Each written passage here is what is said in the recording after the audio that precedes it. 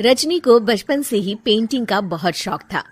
वो हमेशा से ही पेंटर बनना चाहती थी, पर उसके माँ और पिताजी ने उसको कभी भी इस चीज के लिए सपोर्ट नहीं किया और उसकी शादी नीरव से हो गई। नीरव रजनी को बहुत प्यार करता था, पर रजनी हमेशा चुपचाप ही रहती। वो इस शादी से खुश नहीं थी। वो ये शादी नहीं करना चाहती थी। उसे तो हमेशा से पेंटर जो बनना था। अपने इस सपने को वो नहीं पूरा कर पाई, इसलिए वो हमेशा उदास रहती थी। रजनी, बहुत ही बढ़िया फिल्म लगी है, कल देखने चले? नहीं जी, कल मुझे बहुत काम है, मैं नहीं जा पाऊंगी। अच्छा तो कोई बात नहीं, संडे को चलते हैं। देखिए, मुझे फिल्म देखना पसंद नहीं है। आपको जाना है तो चले जाइए।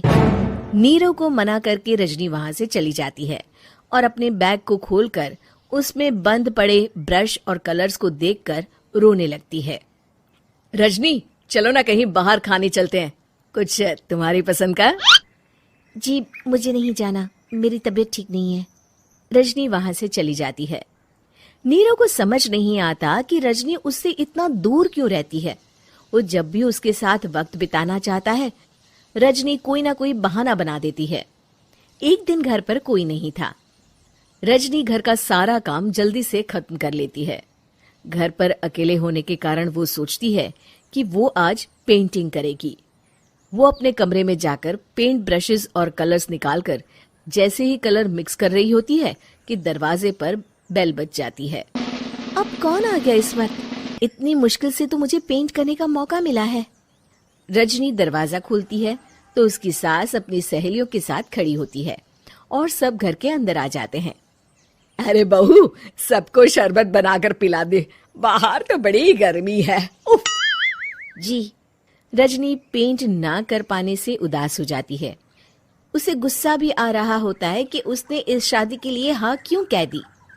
वो रसोई में जा रही होती है कि उसकी सास उसे रोकती है। बहू, सबके खाने का भी इंतजाम कर लेना, आज का लंच तो ये सब यहीं करेगी। हाँ। रजनी बिना कुछ कहे रसोई में चली जाती है। सबके लिए खाना बनाती है। सब खाना खाते हैं और रजनी घड़ी देखती है कि ये सब कब जाएंगे ताकि वो अपनी पेंटिंग कर सके। जब शाम होती है तब सब चले जाते हैं अपने घर। अरे बहू, सब तेरे खाने की तो बहुत तारीफ कर रहे थे, सबको बहुत अच्छा लगा खाना।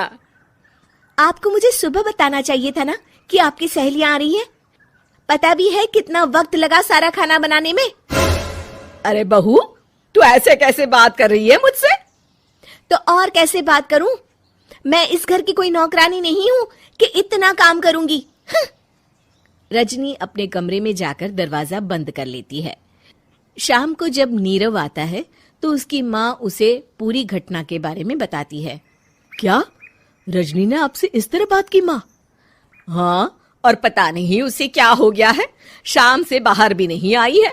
मैंने तो कई बार आवाज दी, खाना भी नहीं खाया उसने। तू ही बात करके देख ले बेटा।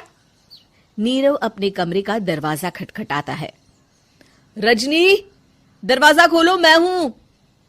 रजनी दरवाजा खोलती है और फिर वापस जाकर अपने बिस्तर पर लेट जाती है। रजनी, माँ से बात करने का ये क्या तरीका है? मैंने कोई गलत बात नहीं की है। अरे तुम क्यों ऐसे बर्ताव कर रही हो सबके साथ? क्या तुम इस शादी से खुश नहीं हो? रजनी कुछ नहीं बोलती। अरे बताओ मुझे रजनी, क्या ये शादी तुम्हारी मर्जी के खिलाफ हुई है? हाँ, मैं ये शादी कभी नहीं करना चाहती थी। तुमसे क्या, मैं किसी से भी शादी नहीं करना चाहती थी। रजनी रोने लगती है। चुप हो जाओ रजनी, बताओ मुझे, तुम क्यों नहीं करना चाहती थी शादी? रजनी बेड के नीचे से अपने पेंटिंग्स, कलर्स, ब्रश, पेपर्स निकालती है। इतने में उसकी सास भी कमरे में आ जाती है। ये देख रहे हो, ये थे मेरे सपने। मैं पेंटर बनना चाहती थी, पर माँ पापा ने कभी सपोर्ट नहीं किया और मेरी शादी करवा दी।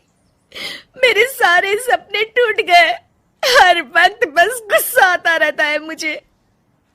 मैं जानती हूँ कि आप लोगों की इसमें कोई गलती नहीं है, पर मैं क्या करूं, मुझे समझ में नहीं आता।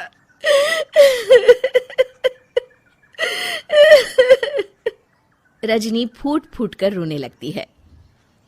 मुझे माफ कर दीजिए, आप दोनों के साथ मैं बहुत बुरा बर्ताव कर रही हूँ। अरे रजनी बेटा चुप हो जाओ तुम। नीरव पानी लेकर आता है। ये लो पानी पियो और शांत हो जाओ।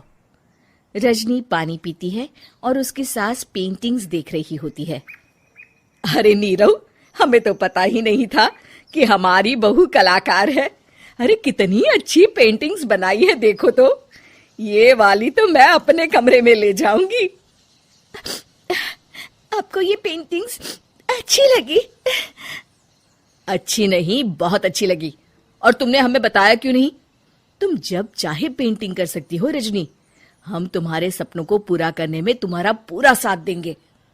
हाँ बेटा, हम कला की कद्र करते हैं।